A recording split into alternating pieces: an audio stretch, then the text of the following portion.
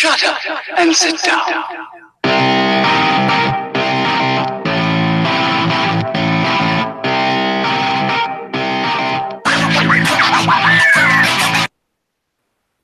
What is up, everybody? Welcome to Saturday night, 9 p.m. Pacific Standard Time with the STS Guys. We are a weekly podcast where we talk about anything geeky, nerdy, and cool. I am Jeremy. What's up? It's Larry. What's up? It's Nate. What's up? It's Scott. It sounds like maybe some people in this stream have went and saw Ant-Man. Would I be correct in that? I would think you are correct, sir. I think we might have all seen it. We right? all see it. Well, he said you didn't know for sure until I just said so right now. Was that where you were, Jeremy? No. Oh, okay. I was like, did you just get back? No. I saw Ant-Man this morning at 9. Real quick, I got a funny story. All right, so I had all intentions of going and seeing Ant-Man yesterday, but I couldn't find any shows like with some decent seats that Lindsay and everybody wanted. So what I went and did was I'm like, okay, what's my other 4th of July tradition is going and seeing the new Purge movie.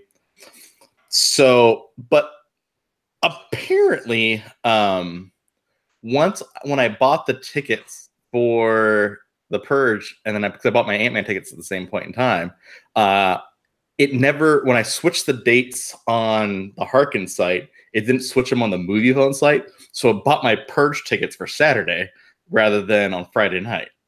And I'm like, so we go and sit down. In these seats, and then these two women come up and say like, "Hey, those are our seats." I'm like, these are my seats. No, see, this is my ticket. I'm like, I got tickets right here. See. Then, yeah. So then they go and get all huffy puffy and go and call the manager. And so I'm like, okay, go ahead, bring the manager. Go ahead, I don't care.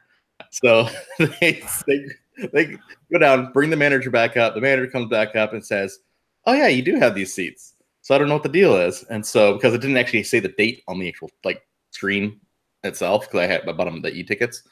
So we walk out of the seats. They take those seats.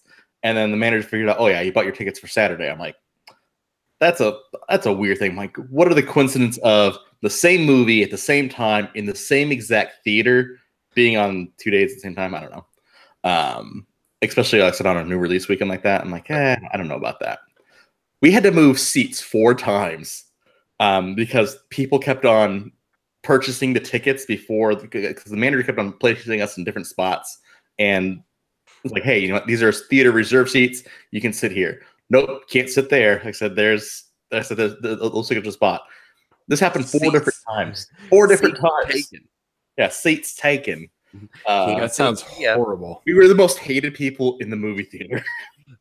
Yeah, that sounds pretty awful, man. It was so bad. But I was so nervous seeing Ant-Man this morning because I thought the same thing was going to happen again. But alas, it did not. Hooray. Long story short, you got to see Ant-Man. And the Purge. And the Purge.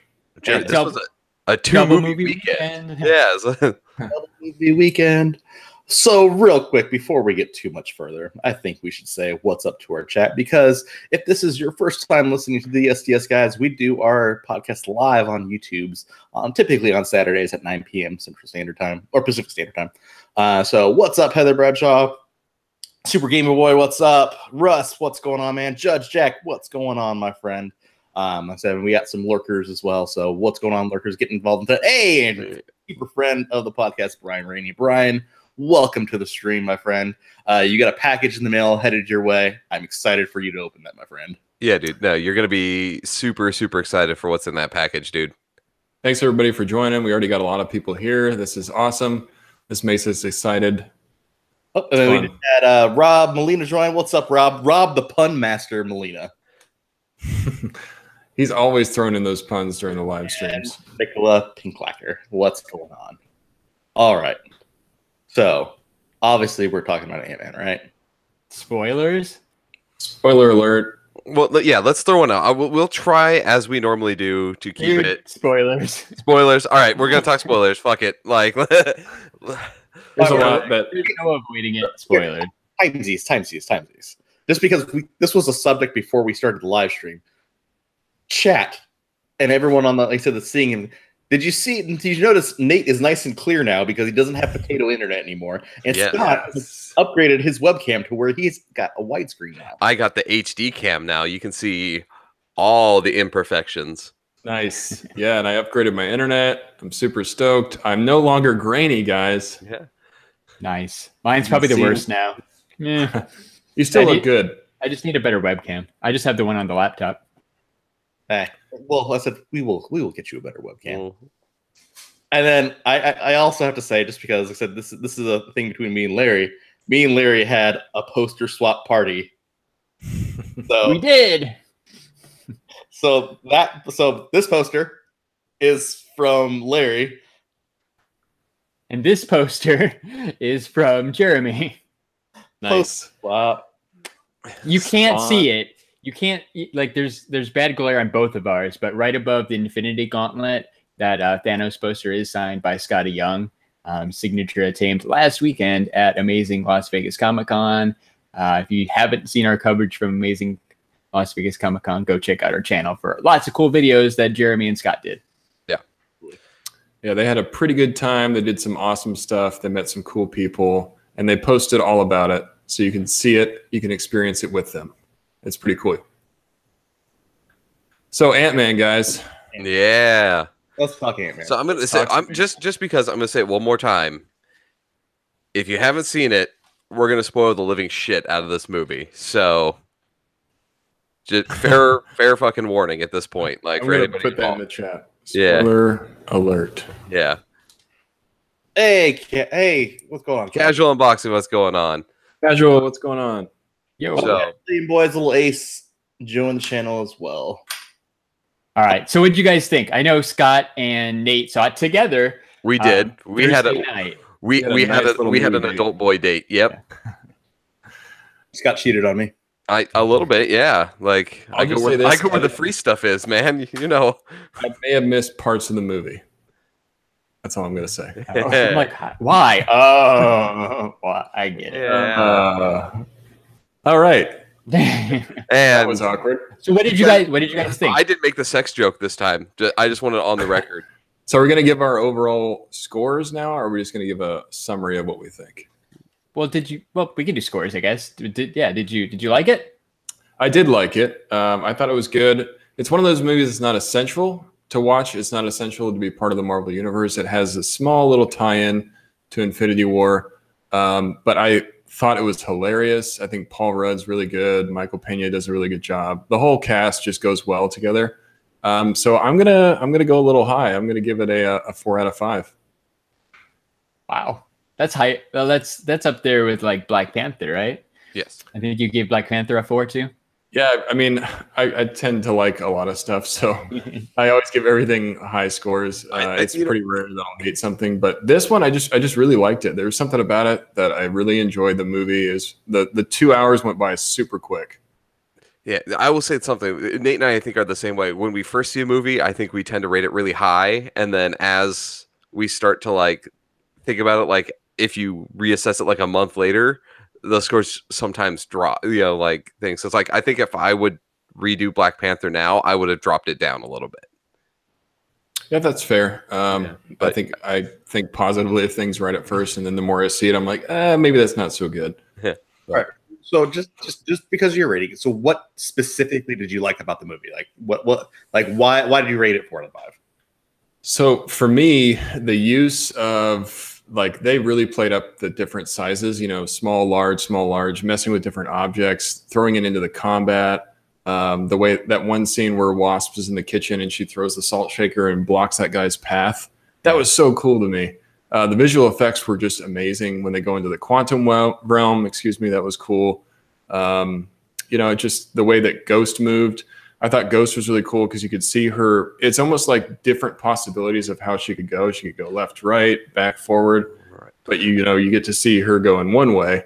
I don't know. There's just a lot of things about the movie. It was really, really well done, and the humor was huge for me. I was laughing the whole movie. What about you, Scott? What did you like? So I'll just drop in and say my score. I am right there with you, Nate. 4 out of 5 for me for this one.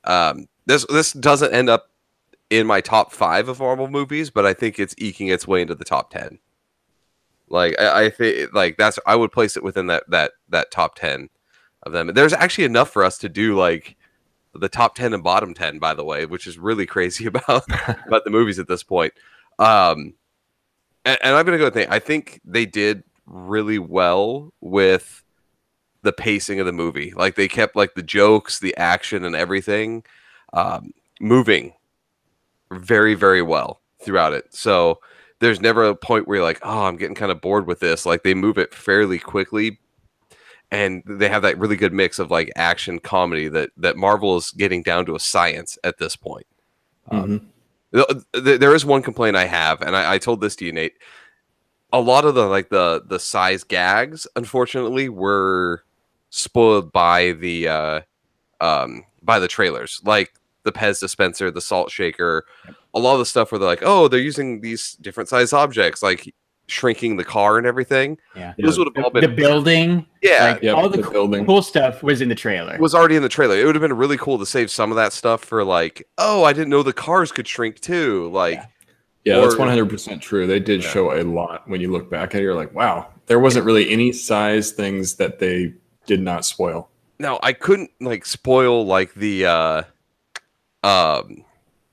story because they did a really good job of not telling the story in the trailers, but they spoiled a lot of like, here's the stuff that we're going to shrink and we're going to get big and he's going to turn to Giant Man and with the boat. We saw that all in the trailer. So that was the one major complaint I had is a lot of the stuff that I was like really excited to see, or these cornerstones of the different parts of the movie, were already in the trailer.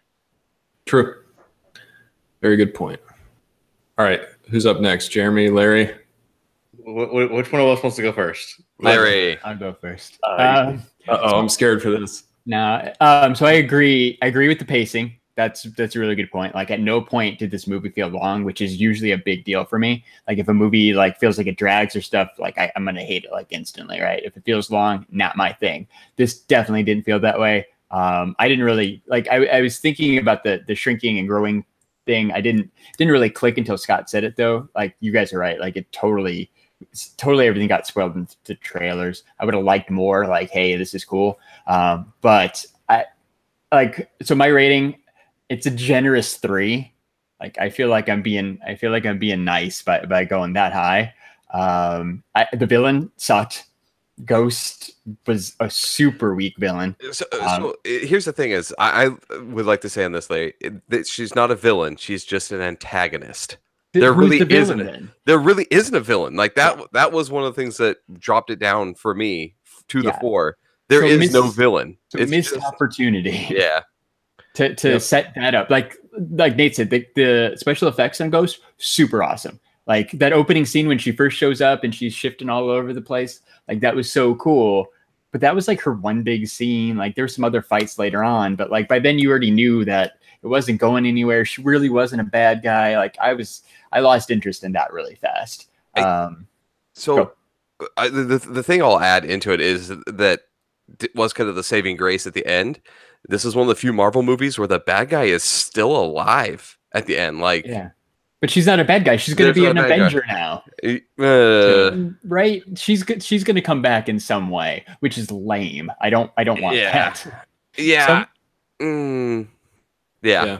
Maybe not Avenger, but it could be like a 3-way team up: Ant-Man, Wasp, and Ghost.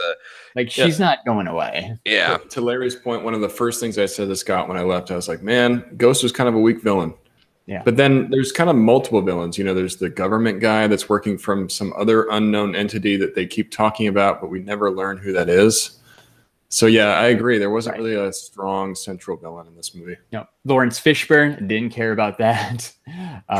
Right? That thing was weak. I think he'll be back, but whatever. I don't even care. And just the whole plot, I get why we have to go save what's her name, Janet.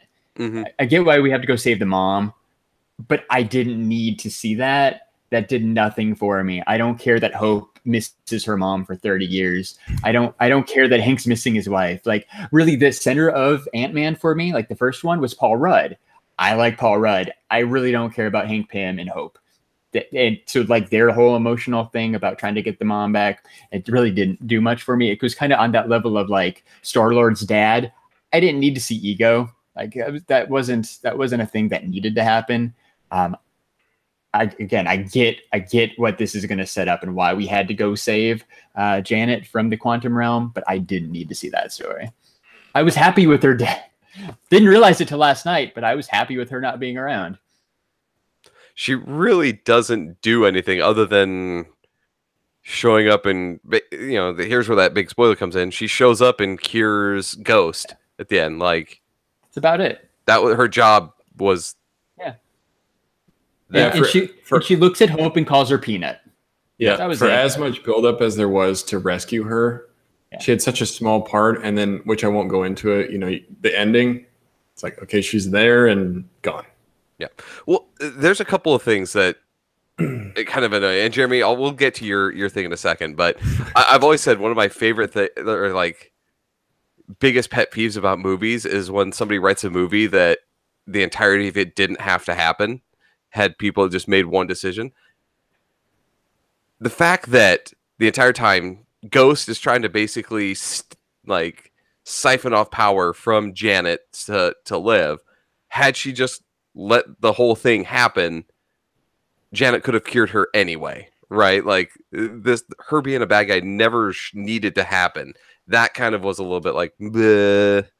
Right. It was a forced villain. Like you said, she wasn't even really a villain, but like they tried to set it up as, oh, here's this bad guy. Which like that just died so fast for me. So Jeremy, let's go to your side of things, because I know you've been waiting. Very patiently. I have been patiently waiting. So I'm not trying to copy Larry, but my rating is also a 3 out of 5. Honestly, for almost everything that you said in regards to like the quote unquote villain of the movie, there was no villain. And when you have like characters like Walton Goggins has played some awesome characters like in a ton of different TV shows. If you've ever seen Justified, if you've ever seen The Shield, like I said, or if you've ever seen, like I said, a couple Hateful Eight. To say any movie where you need a murderous redneck. Yeah, it's like I said. I thought he was completely underused for something. I said for a casting that they could have done so much other stuff with. Completely underused. But the whole, like I said, it was the Ghost thing that hung me up, because it is such a plot hole among all parts of the movie. Like, so for example, you have, like I said, she teams up with Lawrence Fishburne. I forget what his character in the movie is called. But okay, so it was all a matter of convenience. It was just super convenient that, okay, so was he teamed up with her all along, and then he'd been trying to fix her all along? So was he built that chamber for her, and then all of a sudden he's like, oh yeah, and I know we can automatically use Janet to fix you, because like I said, we automatically know this is going to work. We know that she's actually in the quantum realm. We know that we can use her to cure you. And then at the end of the movie, like I said, she's not actually cured, which leads into that end credit scene, because they're going to get quote unquote healing particles from the quantum realm. And so I think it's more of the entire movie was basically a credit to that end credit scene, which is basically gives Ant-Man the out for why he was, predicament that he's in in that end credit scene. Here's the thing I will say about the end credit scene. I do appreciate that it flat out said exactly, like, you wanted to know where Ant-Man is? This is exactly where he was. Like, here is his exact. What is he doing? Like, it's not like in that where he's like, oh, he's on house arrest. You're like, oh, okay. What do you mean he's just on house arrest? Like, you couldn't have broke him out for like this giant purple dude and his like friends attacking again. Like, at no point were they like, hey, maybe let's bring these guys out, but like this shows exactly where he was. Yeah. They still didn't try to contact him. They Yeah, still could have, like, they still ignored him. Even like you said, he was kind of on house arrest right up to that last minute. Yeah, so you guys are bringing up a great point that I wanted to talk about. How the hell did nobody know that Thanos was attacking? Because that had to be going on at the same time. And he like attacked New York. He had that huge battle in Wakanda, which was secret, but wasn't during that battle, I'm sure. I mean, there was stuff going on all over the place. So how did these guys not know about it? I know they were super busy doing their own thing, but this is like a world event. Yeah. Come on, you didn't get. I get text message alerts when like there's a dust storm coming to town. You didn't get Purple Grimace attacking the world text alert. Well, like the only saving grace is this did take place in what, San Francisco, right? So they are on the other side of the U.S. So they probably are like, oh, somebody attacked New York. I'm not supposed to be 9/11, dude. Yeah. 9/11. We all knew. We're on the West Coast. Never forget. I'm just saying, to Larry's point, we have the technology in these movies, to shrink down to quantum size, but not to tune into the latest news break. Well, I mean, we for God's sakes, we have a fucking Amber Alert system, right? Like, I know when a child gets abducted a state over, like, you can't tell. Yeah, as well as old people with the the Silver Alert. I get the lost old people all the time. Like, those alerts pop up on my phone, but you can't. No one in the news was like, hey, Scott Lang is kind of a superhero, and the FBI agents basically know that he's messing with them by the end. Yeah, they're not going to come get him like real quick to be like, hey, can we borrow you for like a few hours? Like, we won't hold this against you. Right.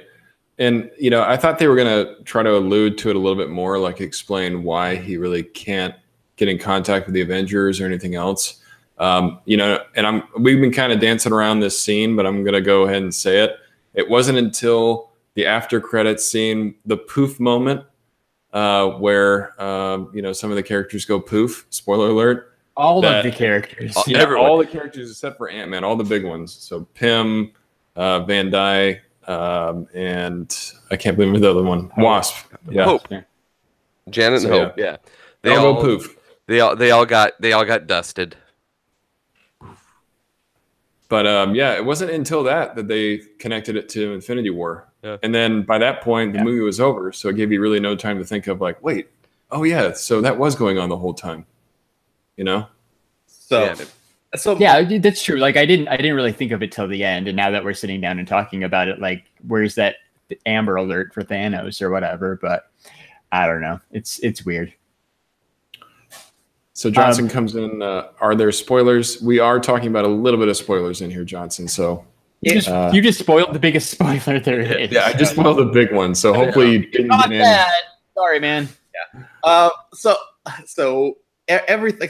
It's not a. You can't spoil this movie, and I think that's the thing.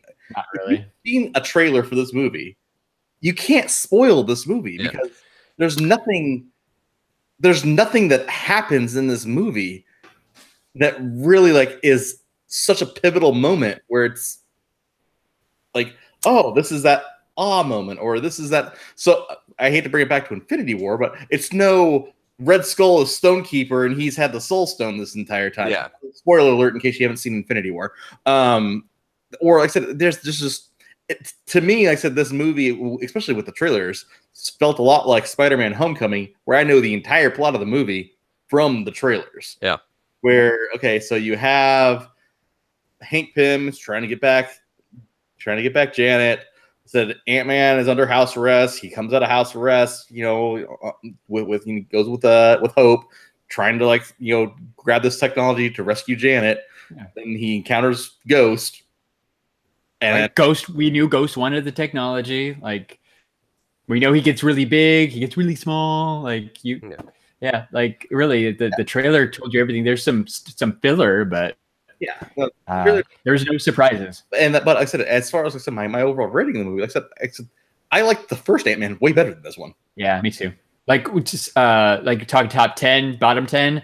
Like Ant-Man's in my top 5. This is in my bottom 10 somewhere. I'm not sure exactly where yet, but like it's worse than Black Panther, worse than Doctor Strange. It's somewhere around those Iron Man sequels and maybe like Thor Ragnarok, because I didn't really like Ragnarok. Okay, we're gonna have to readjust. Go back through the ratings that we have. I still have that of the ones. We're gonna add Ant-Man and the Wasp and redo our ratings. And Infinity War, because I don't think we did that. Yeah, yes. we did that before. No, I think we added that one because that was the number 1 for I think all of us. I don't think I added it. I think that was before Infinity War because it was Ragnarok. We did that. Yeah, I thought Infinity War was part of that list. Yeah, that was. I think it was part of this. We're maybe for. Wait. I know next week Larry and I are out, so after that, when we come back, we'll do our top 10 and our like STS guys, the little weighted scale that we created. What our actual group top 10 is. I think we need to have that up. I think Larry brings up a good comparison though. So he thinks Ant-Man 1's better. What do you think, Scott? I thought Ant-Man 2 was better. I liked it more. I think there wasn't a lot to the actual story. It was, like I said, there wasn't major stakes, but I think it still told a really good story. Mm-hmm. What about you, Nate? So this is a hard one for me because one of the things I said to Scott right after I got out of the movie is like, I wish we could have seen Ant-Man in his prime. He was always dealing with some kind of issue. Like his suit was having issues the whole movie, or he didn't have a suit, or Wasp was kind of taking the spotlight. I liked that they expanded the universe in this one, but I liked the action of pure Ant-Man in the first one a little bit more. But I think, as far as comparing the movies, this one fits into the universe for me a little bit better just because it does kind of tie in with the overall Marvel universe. Well, and here's the thing I'll add with this one. This is a great movie to say that we don't have to have these movies all have a direct tie to the overarching story, right? We can have these unique storylines and then they just pop in a little bit of here's how it connects, but it's not a really big thing. Like Black Panther to me was a direct, like, here's everything you need to know about where Infinity War is going to take place so that you know what's going on. Like there was too much, I think, into the other movies, whereas this one literally had the poof scene where you saw everyone evaporate at the end. Like that's the scene that really was the tie, but nothing else really tied it in other than him talking about like why the hell he went to Civil War, like how he got arrested in the first place. Right. Who cares? Again, right? For me, it's who cares? Yeah. So Jeremy, what do you think? 1 or 2? Oh, 1 by far. I love the first one. Like I said, it just had all those magic moments. It had, like I said, it had the humor. I said I like the humor better than the first one. I like that, even though I know that this one had a lot of like I said, there's certain parts of both movies I like. Like honestly, I love the stuff they chose to grow and shrink in the first movie. They carefully did it in this movie. Like one of my favorite things probably about the movie was the whole Matchbox Cars wheel, because I had that Matchbox car. Yeah. So we knew that they were going to have the cars shrinking, right? That was going to be a guarantee. But the fact that he carried it in the goddamn Matchbox car wheel was the greatest thing in the world. That was pretty great.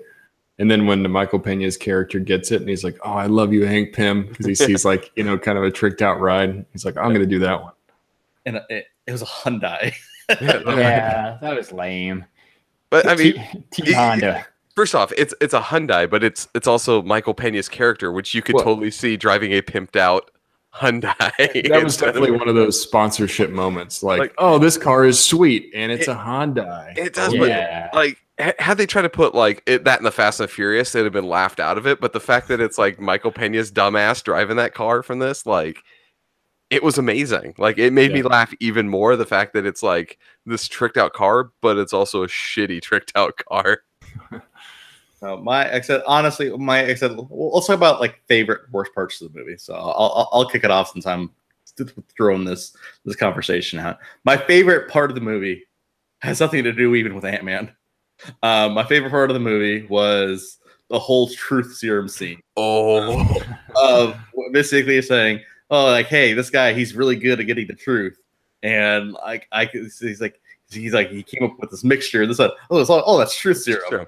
no, it just makes you very susceptible to suggestion. Yeah. So truth serum. Yeah, so like I said, that was probably one of my favorite scenes in the entire movie.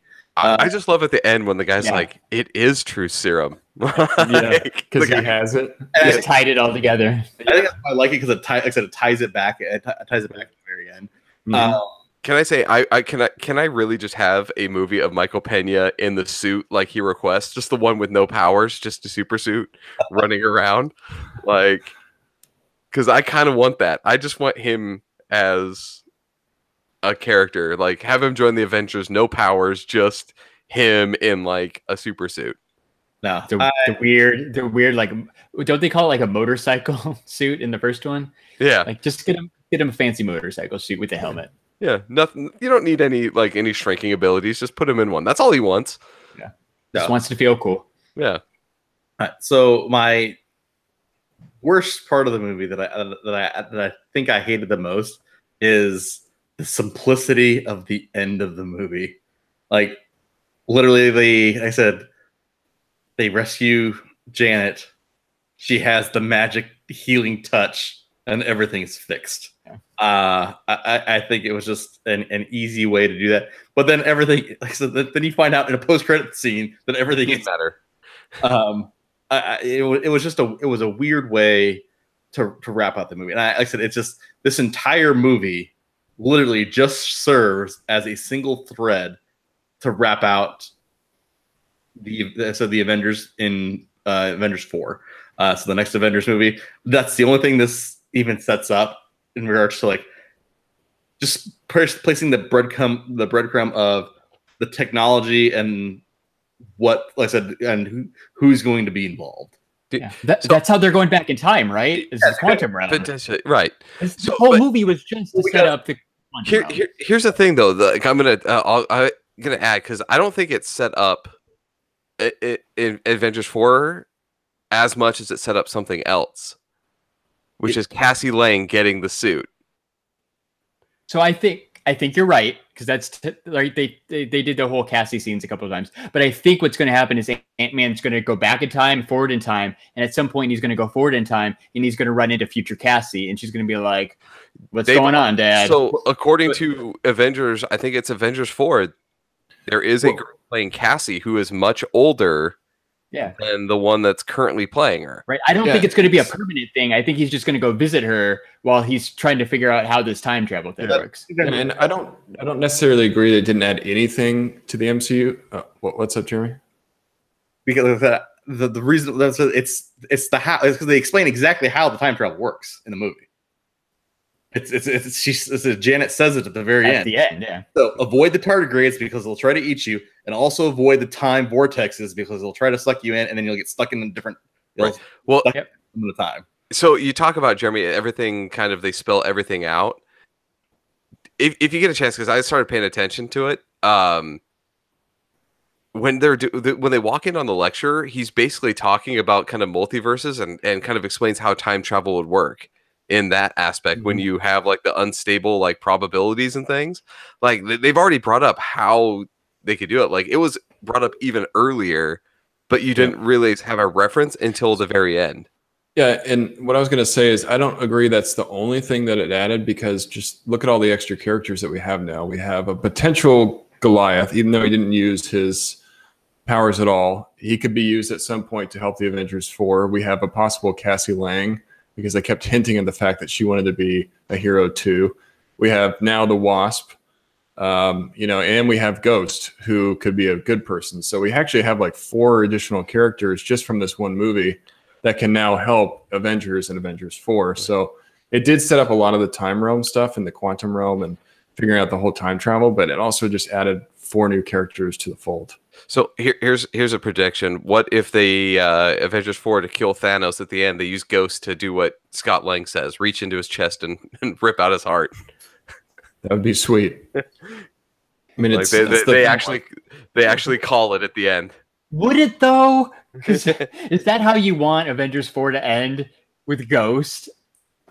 I'd be pissed. I would If too. that happens, I'd be pissed. Yeah, no, it's not gonna happen. Are you fucking kidding me? Like that's not gonna happen. It's But possible. the Scenes 01, Phase 4 with Cassie Lang, maybe. Yeah, I actually think that they're gonna go forward in time in Avengers 4, introduce Cassie as because it's like a girl who's like 16 or 17, right? That's playing the character. So that puts her at probably roughly that age.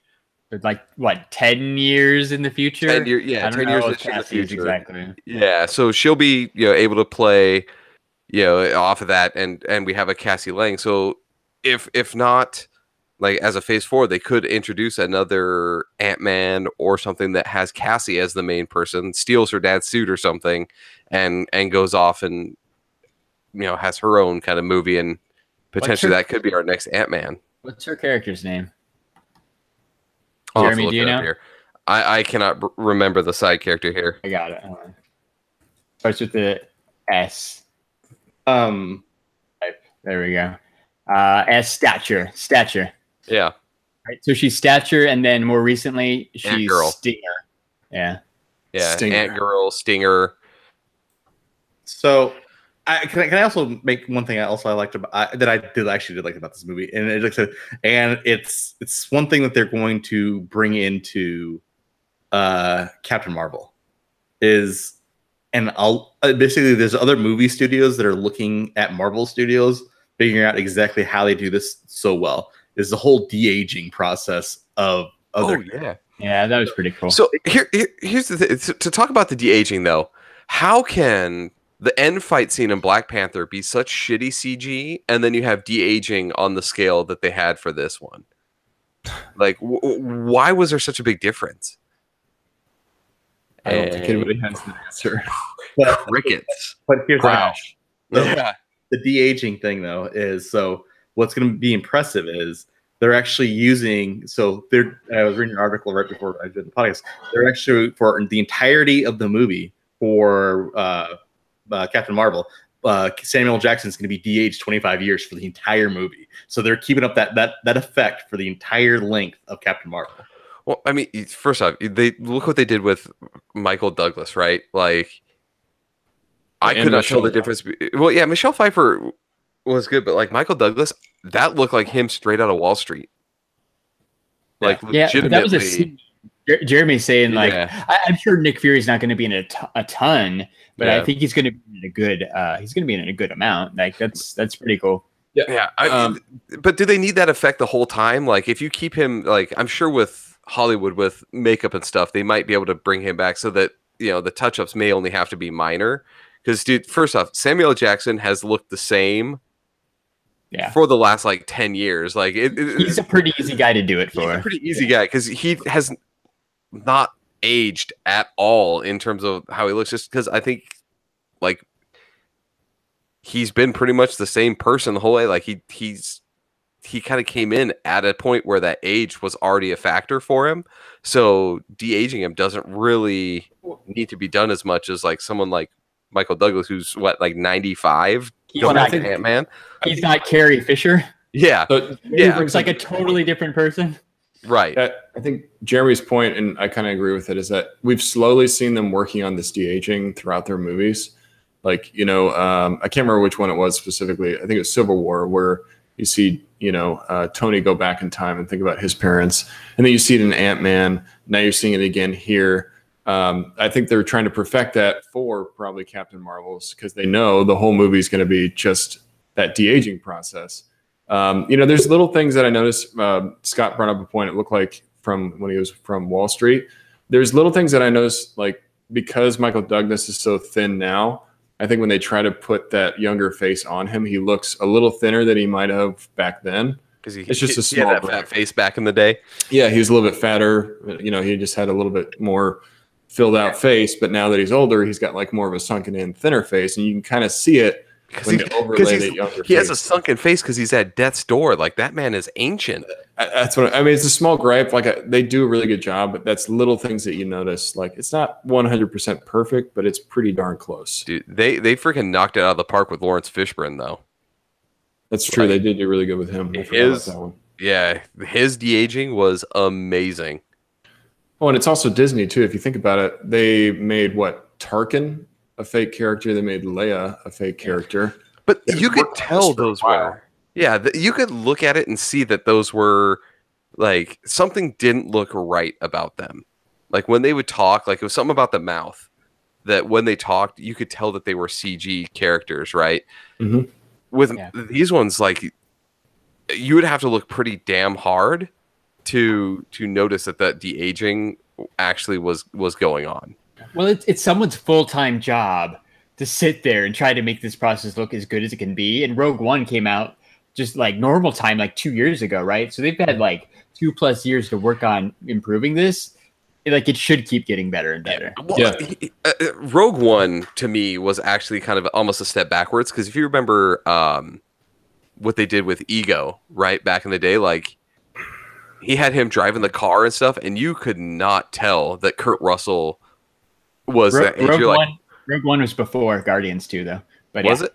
Yeah, that's what I'm saying. Like the Kurt Russell thing, or even the Michael Douglas in Ant-Man 1 looked way better than anything they did in Rogue One. I don't know if they used a different studio or what, but it was like whatever Marvel's doing with the de-aging. Look at, I mean, fucking Tony Stark in Civil War when he does was it barf, right?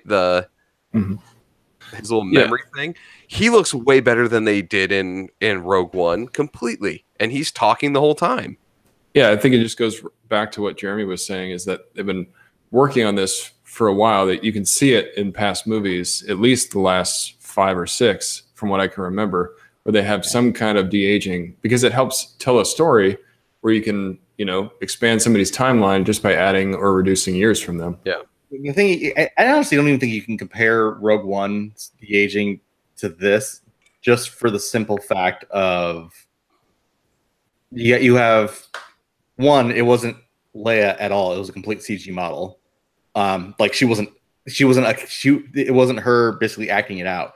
And then Tarkin, he's dead. And that guy died. Yeah, they brought a dead guy back to life. Yeah. So like I said, I think the de-aging process CG works a lot better when you have the actual actor that's still alive, the same facial structures and everything else like that. They basically have the template there to work with and just kind of smooth everything out. And they already have a face that they can put a younger model on, and it's the same face. It's not they're trying to overlay it over somebody else. Yeah, I agree. If anything, Leia and Tarkin were practice on working out the kinks of maybe going full CGI or overlaying it onto a character. Who knows? But they are obviously investing a lot into that CGI, and not just from the facial structure and the CGI characters, but just in the visual effects alone.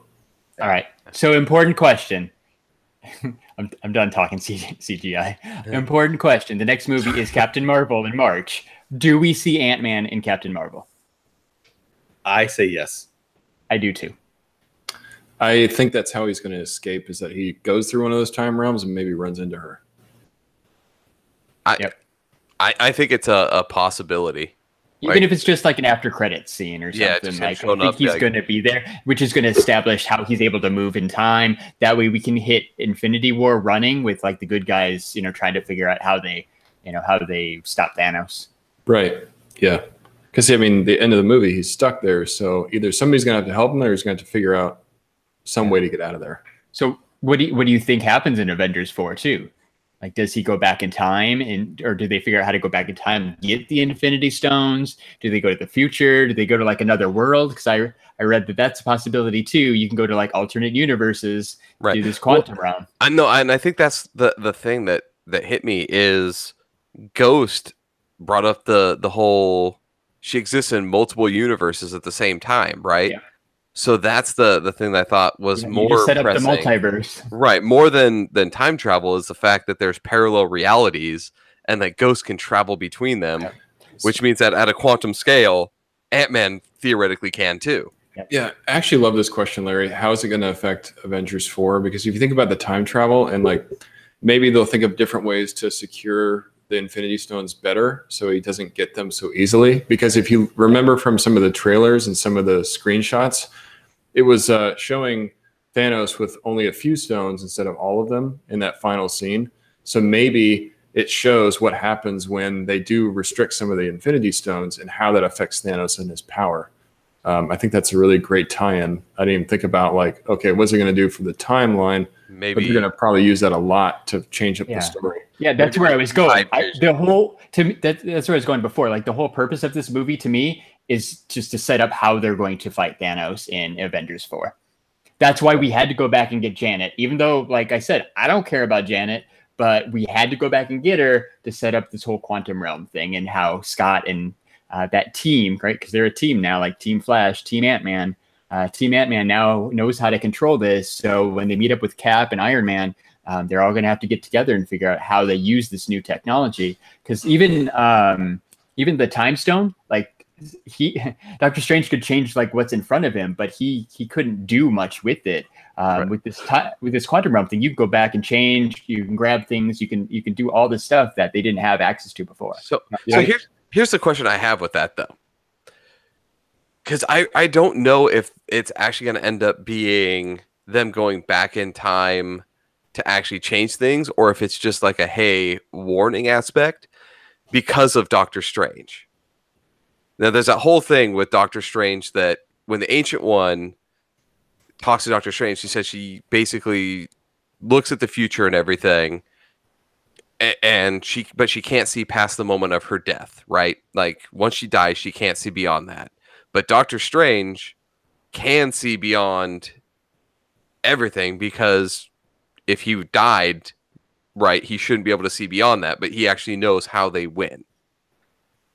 Mm-hmm. But you would think that if he goes into it, he shouldn't be able to see an alternate timeline of events. Maybe they conveniently forgot that they established Doctor Strange. I think I'd forgotten about that. Like it kind of ties in the hint that like people who go, who got dusted don't actually die, right? Because he still sees beyond that. True. All right. I see. Right. So they kind of hinted towards that.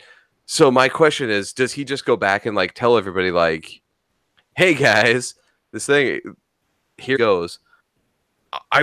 My thought is, I think Tony Stark is still going to be involved. I don't think it's just Ant-Man going back and forth. The only reason is because in those set photos that were leaked, right, with everyone with the shit on their hand, there are two versions of Robert Downey Jr. walking around. One of them is the older. He has great. He has the gray hair. He's in New York with fighting Loki with gray hair. So yeah, they're definitely going together. So he somehow brings Tony with him. Yep. So I think there's kind of an aspect of that, right? So they need Tony Stark and all his weapons intelligence and all that stuff to figure out how to properly to do this. Yeah. Absolutely. So it's that thing where it's like, I don't think it's going to be, just Ant-Man's going to start figuring out the time vortexes. I think somehow Tony finds him or figures something out and then uses him to maybe figure out how to time travel. Yeah. And Shuri, because Shuri's really smart too. Yeah, I think those two. Yeah, they're going to team up, and Scott's going to tell them what he's learned and what he's doing, and they're the ones who have to figure out what to do with it. Yeah, in the quantum realm, there's these things called time vortexes that help you travel in time. Yep. And they're going to be like, oh shit, we can use those to time travel. But we can use vibranium and build that. Yeah, exactly. Like something along those lines. Like, I was doing it, but I need something stronger. And Shuri's like, hey, I got vibranium. Which for a weird metal that's basic only property is that it like absorbs all kinetic energy. It sure does do a ton of other shit. It's got a lot of capability. Yeah. It does whatever they want it to do at this point. It is. Tyler Calvert brings up something funny. Ant-Man just ruins the timeline like the Flash. I didn't even think about it, but yeah, Ant-Man, if he can start traveling through time, he's going to be like the Marvel version of the Flash. Maybe we'll get a Flashpoint type movie. Like Ant-Man Point. Yeah, Ant-Man Point. Anthill. Yes, the Anthill. So we talked about the mid-credit scene. What was everyone's thought about the very end credit scene, though? Man. So, yeah, we just started this discussion earlier about what we liked best and what we liked worst. That was on my list for worst part of the movie for me. It added nothing, and I hated that I waited the whole credits to see it. The only thing I think it did is it was supposed to be like a little funny joke, like, hey, the ant's still going around and doing what it's told to do. I think it was just there to kind of show like the empty streets of like what was the overall aftermath of the snap. Yeah, the world was now reporting on it. It took all this time. When it's just that finally put it on the news. Apparently, here's the funny thing. I before they even had that end credit scene, I already knew what the next end credit, because once I found out there was two, I already knew exactly what was going to happen, because they didn't address it once Scott went back home of what happened to the ant that was mimicking Scott. They didn't address it. I'm like, that's going to be an end credit scene, whether it's going to be in the first one or the second one. That's going to be an end credit scene. And it looked like it was almost a repeat of a scene from within the movie itself. Yeah, he was playing the drums briefly. Yeah, it was the extended cut. The same scene. It's just the same scene, but there's no people in the streets. Yeah, as good as the first end credit scene was, the second one was equally as bad. Yeah. I think there's better ways that you could have done that. So we're 50 minutes in, right? What other like high level points do you guys got that we need to bring up that we haven't brought up so far? Do we have anything? We've talked future, we've talked favorite parts, we've talked characters. It was really, really cool to see that if Google was a guy dude playing a school principal. The only thing I want to bring up is Jeremy's laughing now because he realizes what they brought up with the quantum realm. It gave her special powers. Do you think that since Scott's trapped there, maybe he's going to have quantum type powers now? I think, like, what was her special power, though? Was it just... They never even explained it. Basically, she can sync up... She just has, like, quantum energy. She basically syncs up, like, all the different, like probabilities, right? Into... Because I think that's what Lawrence Fishburne's saying, is you throw something out of sync, it travels back and forth between different probability, like, different states and different realm. So if you have to bring it back into sync, so her power is just, I've been in there so long, I know how to like level shit out. Like, I'm with Nate though. I think I know where you're going, dude. I think she's going to conveniently have this new mystery power that we haven't seen at the right moment when they need it for something. So what if that's how she gets out of the Soul Stone? Maybe, right? Yeah, maybe she just pops herself out. Like, there's going to be something stupid for like, I lived in this thing for 30 years, Peanut. It's now my time to come out, and I can do all this cool stuff that I just tell you I could do. She's like, I've been in the quantum realm. The Soul Stone is nothing. Watch, boop. Yeah. Like, I'm out. Right? It's gonna be something stupid like that. And then Ant-Man might have some abilities or something. That too, right? Again, convenient abilities that he finds out he has exactly when they need them. Right. I've got a big one that I kind of started to go down before. So, like, when we were talking about the Ant-Man point, or like these multiple universes and stuff. What if when Ant-Man's trying to figure out how this time travel thing works, if he ends up at another Earth and meets the Fantastic Four or X-Men, ever so briefly, just to be like, hey guys, what's up? And then he jumps back to our Earth or whatever. Possible, or am I crazy? I think it's possible. I think it's possible. What better way to set that up than through a 2-second scene? It's not going to be X-Men. It's going to be the Fantastic Four. If anything, it would be Fantastic Four. But it depends on when it's getting shot, right? Because that deal is still not set in stone. Like, they don't have those rights back. If it's literally like a minute or two scene, they can squeeze that in. Yeah. Or they could even kind of film it and then just keep it in their back pocket and just not include it if they don't want to use it. And why couldn't they do that? And honestly, you may not even see you may not even see the Fantastic Four. You actually Baxter Building. You may see the Baxter Building or something like that. Actually, like real Galactus, not that fucking cloud shit. Yeah. A cloud of energy that eats planets. That's their way to sneak something in. Evil Hurricane Katrina. Like, no. It opens up a lot of possibilities, to your point. Yeah. Tyler Calvert says it should be Deadpool. That would be amazing. That would be cool awesome. too. Yeah. I would just love him to just show up and be like, hey, what's going on? Like, we need your help. Like, I don't even know who you are. And he's like, no, bye. And like, teleports out of there or whatever. Like, that would be great. Yep. That would be awesome. Or like Deadpool's fighting Wolverine. just something random, and then Ant-Man just pops in for a second and pops out. Like they're gonna do something like that for sure. Guarantee it, 100%. Put your money on it. Heard it here first, STS guys. Yeah, I would say as soon as that Fox merger goes through, the first thing you're gonna see is they're gonna tie something back into those properties. They're going to do something with those properties they lost, so that they could bring that back and be like, look, we know that we have these things, we can use them again. Well, and with how much they hint Logan and Deadpool and the characters talk about each other, they better give us a movie with those two guys together, because that would just be gold. It doesn't even have to be anything. Just film Hugh Jackman walking down the street. Everyone's going to assume if it's in a Marvel movie if it's Hugh Jackman, it's Wolverine. You don't even have to say it's Wolverine. Just be like, no, it was supposed to actually be Hugh Jackman, like the actor or whatever. But no, like just have him there and it would work. Right. And cast him, put him on the credits as like random dude number 1. Yeah. But I think all this will be worked out. All they have to do is film this stuff. And by the time they're ready to release it, they just cut it in at the last minute if the deal's in, and then you're golden. No easy peasy, lemon done. See, and that brings up the thing that the guy who directed Ant-Man is vastly like petitioning for, as soon as those rights come back to Disney, to be the one to do the Fantastic Four movie. So there is a chance that we'll get that right away. That would be cool. Is it Peyton Reed, right? Yeah.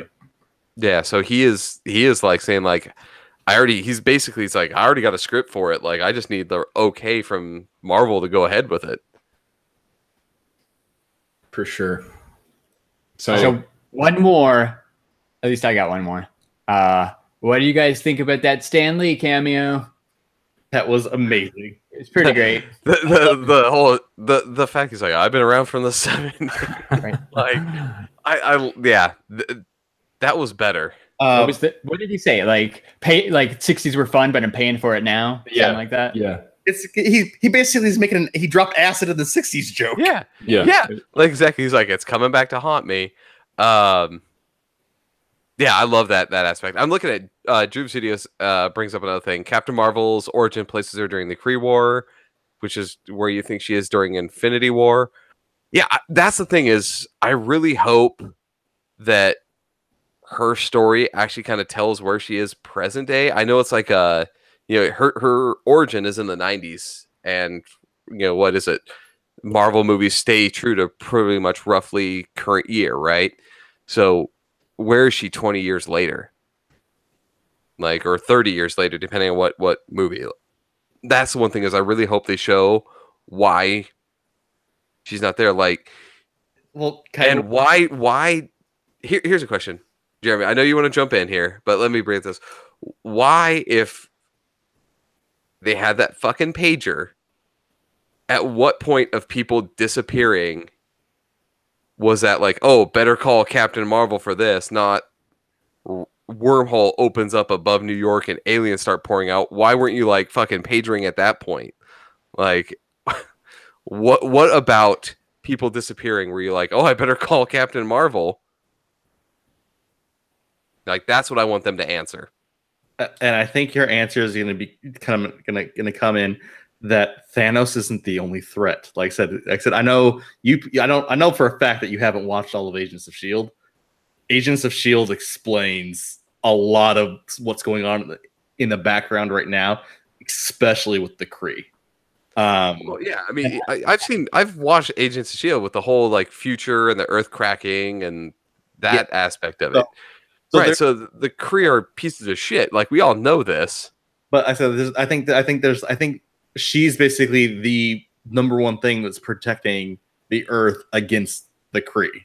Like, I think that's where that's happening at. It's not that she's not wanting to come and help. It's just that, okay, hey, you know what? She's called away from her post, helping, like I said, continuing to basically keep this threat away. Like, hey, you know what? We have a threat that's big enough that's gonna be that needs your with. It was finally time. Right, but again, like you think the Kree are bad, but the Chitauri are just as bad. If she's out in fucking space, she should know about the Chitauri, right? Like, I'm pretty sure. I want to know what about people like. It seems something like as soon as Maria Hill disappeared, he knew like, oh, I better call her. why did he immediately go to her as soon as people started disappearing? Scott is clearly pissed right now. Yeah, Dude. I want an answer to this. Dude, you're gonna get an answer, but you're not gonna like it. I You're so probably angry. won't. You're way You're too so passionate about angry. this. That, Yeah. you're not gonna like. You're not gonna like their lame No. explanation. I can feel the heat coming off of you, Scott. Yeah, no, it's one of the things where I'm like, at what point, like, if we knew Captain Marvel was out there, I know you're bringing her in just for this, but she could have helped in a lot of other instances.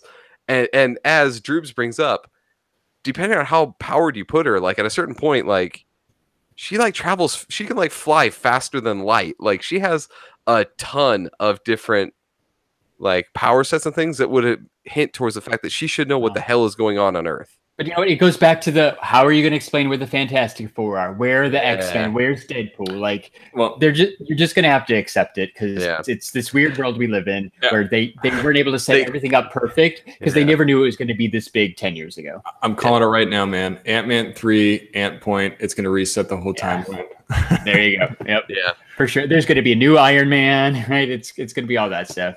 Falcon's going to take over his cap, all because of Ant-Man. Thank you, DC. Yep. See, I wonder if they're gonna like, though, because Flashpoint is coming up, they may do that just to be like, we can do a better Flashpoint than you can. That would be scary. Well, I'm scared to even see what Flashpoint becomes of. You know, I don't even know if that's going to be a thing, but after seeing Justice League, they need to just stop. Yeah. Do unique stories. Like DC just needs to focus on just like tell like a unique story. They don't have to try to interconnect.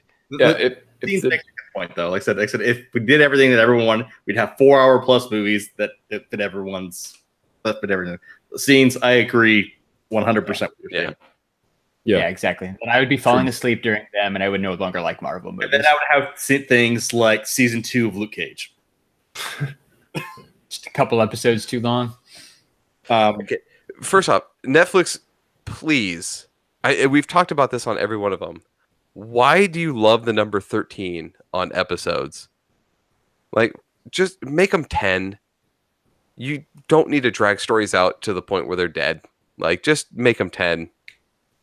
Did you see there were pictures from the set of Jessica Jones season 3?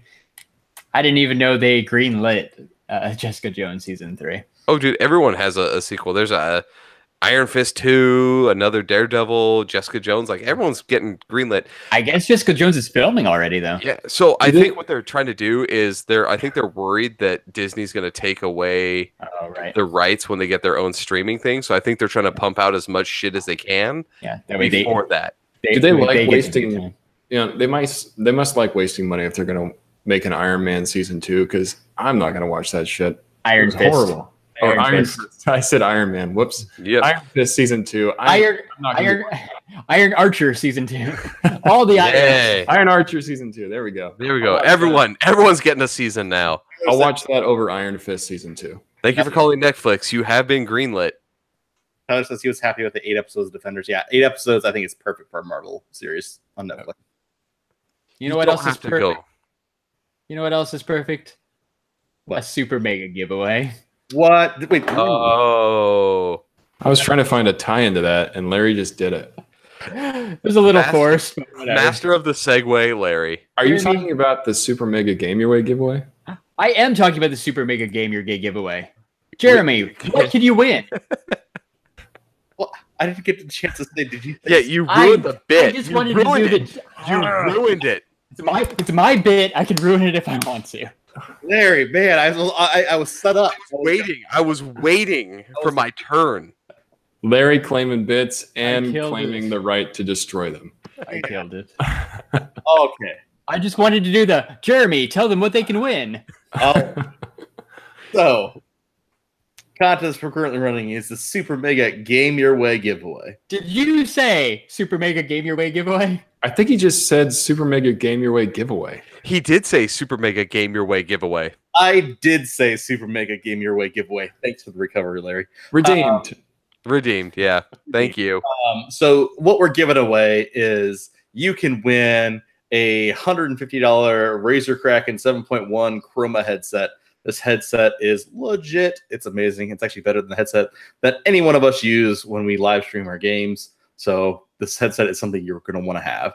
Also, and the reason why we're calling it the Super Mega Game Your Way giveaway is because I said we're also kicking in a $60 GameStop gift card, which basically can get you any game that you want on any system that you want. So you want the Smash Brothers, a $60 gift card? $60 gift card. Ooh. What games could I possibly get with that, Jeremy? Super Smash Bros. On the Nintendo Switch? You can get that. Can I get Spider-Man PS4? You can get that. What if I want an older game, say, Dying Light on the PS4? If GameStop has it in stock, get that. I have no idea what that is, but sure, you want it, you can get it. I had to think of a game that came out like last year because we are hinting towards the fact that it doesn't matter what you get. Or as Nelson is pointing out in the chat, $60 for Pops. You could spend it all on Black Series figures. We don't care. Yeah. Ben Feldman on Twitter wants to buy a bunch of amiibos if he wins. That's kind of gaming related, right? Yeah. Speaking of Pops, we're also throwing in a Cuphead Pop as well. No way. So we have an STS Guys giveaway without a Pop. Yeah. I was going to say, I think that has to be like, that is our staple. We've given out a Pop or at least a Funko in every giveaway we've done so far. Absolutely. We have some major Funko collectors in our group, so if we don't give away some Funko Pops, I'm surprised. Absolutely. You know what? I like Funko so much. I think you guys should talk more Pops next week on the podcast. Ooh, what? Another great segue. There's this little thing coming up in 2 weeks called San Diego Comic-Con. How about we do a San Diego Comic-Con preview next week and talk Pop exclusives? I don't know, Mezco's got some cool stuff coming out. How about we just do a SDCC preview? Yeah. Whoa, that is a fantastic idea. I love it. I won't be there. Either will I. Have fun, guys. Yay. I love how Larry just said, like, you guys are going to talk about this, and I'm not going to join. By the I'm way, getting I very won't be a part bossy of it. today. You are very bossy. Yeah, that's my bit. I'm ruining it if I want to. Yeah, but we're talking about San Diego Comic-Con exclusives because that's the next big convention. We're excited for it. Why are we excited, Nate? Because of all the great content we're going to be pumping out. Because we're going to be there. We're going to be there. And we're also going to Funko Fun Days, which is taking place at the exact same time on that Friday. Larry and Jeremy are going to that. I'm going to be going to STCC. So you guys can expect a lot of awesome content coming your way. Next week, we're talking about exclusives. Yep. Do we go to NYCC? I think that's one of our goals. That's all of us would love to go to NYCC. We would love to. We live on the complete opposite side of the country, so that is going to be a journey for us. So it's not something that we've been able to do, but we do want to go. So next year, we are on tap. Like I said, to hopefully go to NYCC and Emerald City. Emerald City Comic-Con in Seattle, Washington. We say fingers crossed for those.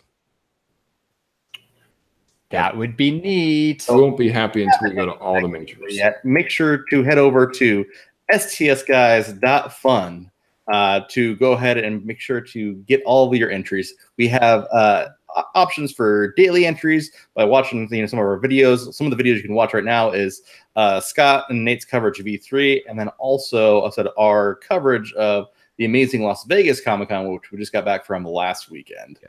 So, Jeremy, let's go ahead and just add this in here. How long do they have to get those entries in? The contest officially ends on the 27th. We will be announcing our winner live on the podcast on the 28th of July. Awesome. Nice. That's 20 days of daily entries still available. That's at least, you get 2 daily entries, right? So that's 22 more entries at the very least that you can get in. Those daily entries help because I think the last winner won with a daily entry, right?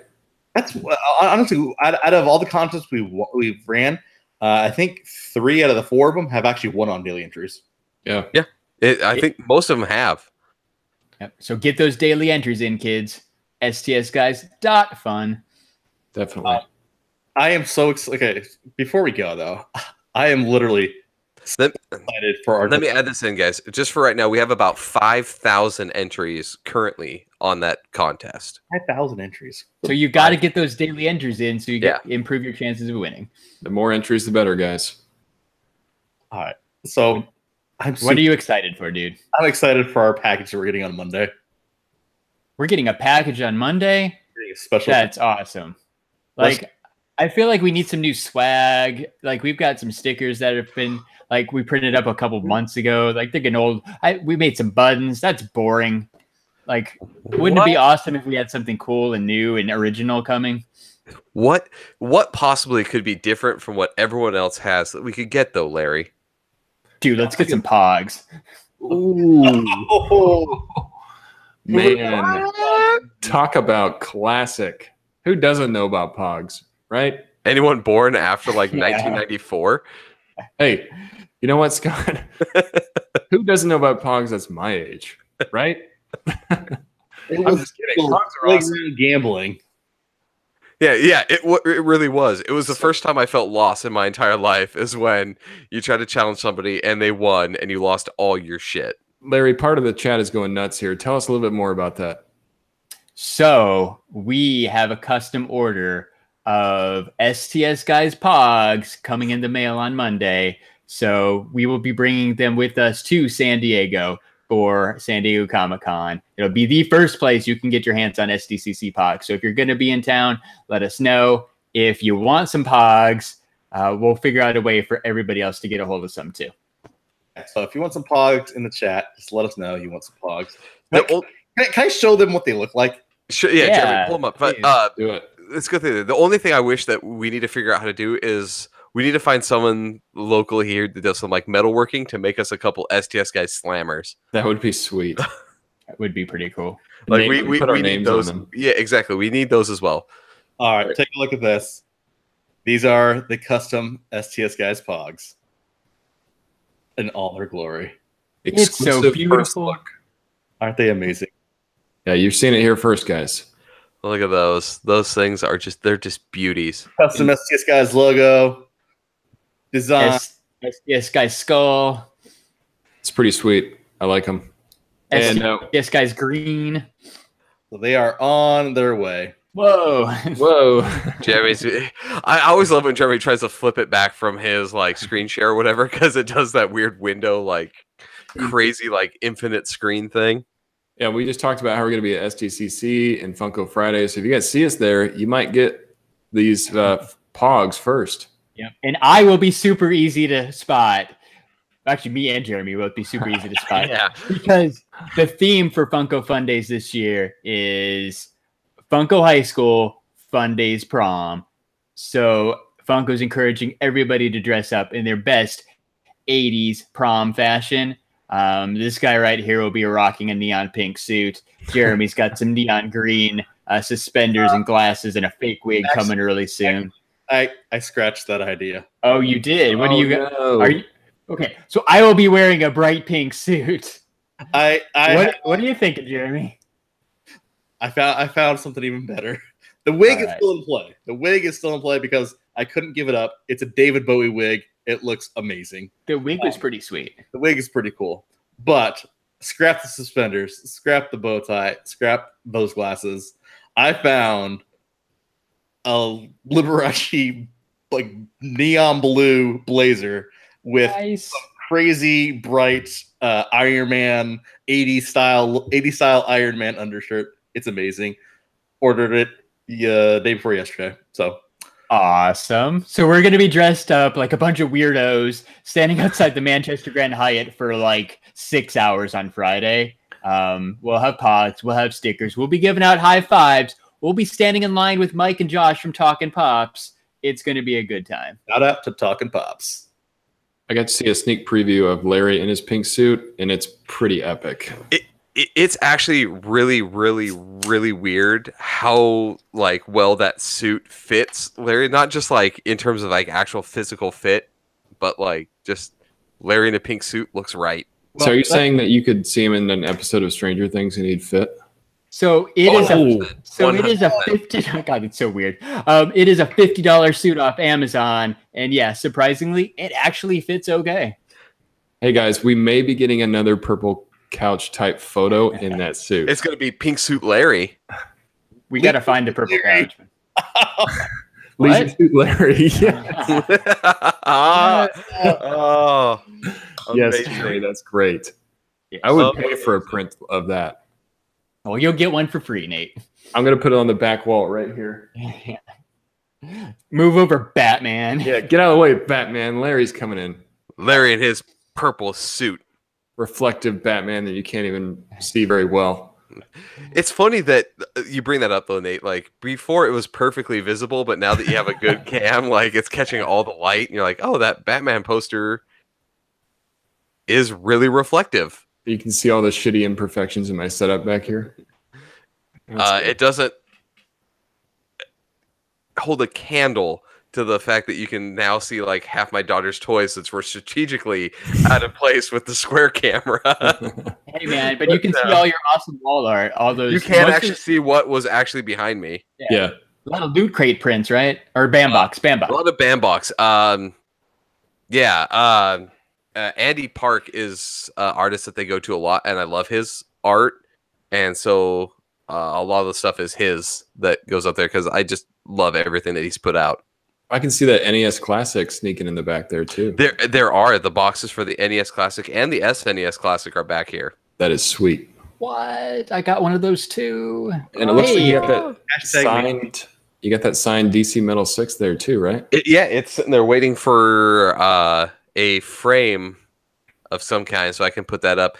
And only if we knew somebody who made cool comic book frames. Yeah, if only, man. Gosh, Wait. too bad, huh? I think we just lost Jeremy. He just ran away. So we're waiting for Jeremy. That's like a tee up for him, and then he's like, "Oh, Oh shit! No, he's just coming in a mask. But yes, Who are those guys you met in Vegas? I do don't the think he frames? can even hear us right now." No, I don't think he can. Iron Man is out of the loop at this point here. Oh, there he is. So when we were in Larry Vegas, we did meet a couple of people that surprisingly are from the Phoenix area, same as us, that do these really cool custom comic book frames. Jeremy and I talked about it on our kind of recap video / last week's podcast. Go check it out. We talk about them a little bit. We are still kind of talking with them about getting a couple samples so that we can actually physically show one here on the podcast, which is why the comic books are out there, is they're getting ready to go into some sort of frame. More information coming soon. Exactly. More info as we get it. But we may have some more info for anybody who wants to really show off their comics and protect them. These are the frames for you. That's pretty sweet, guys. All right. Is this where we're ending the stream, guys? I think so. Yeah, dude, you put on the mask and it's over. It's over. This is a different kind of Jeremy we're seeing right now. This is Jeremy. Jeremy's got a level of silliness. If this is your first STS streaming channel, we are a weekly podcast where we sit around, shoot the shit, talk about anything geeky, nerdy, and cool. You can find us online at Instagram at STS Guys, on Twitter at STS Guys, on Facebook at the STS Guys, and I am Iron Man from the STS Guys. I'm Batman. I don't even know where to go from there, to be honest. No, me neither. Am I supposed to say my name? Like, I don't even know what's happening right now. I was going with the deep voice. I'm going to say I'm Batman. Yeah. I don't know. Yeah. Darkness. No parents. Yeah. Hey, it's Larry. Hey guys, it's been Nate. And I'm Scott. And I've been Jeremy, and we're the STS Guys. Have a great night, everyone.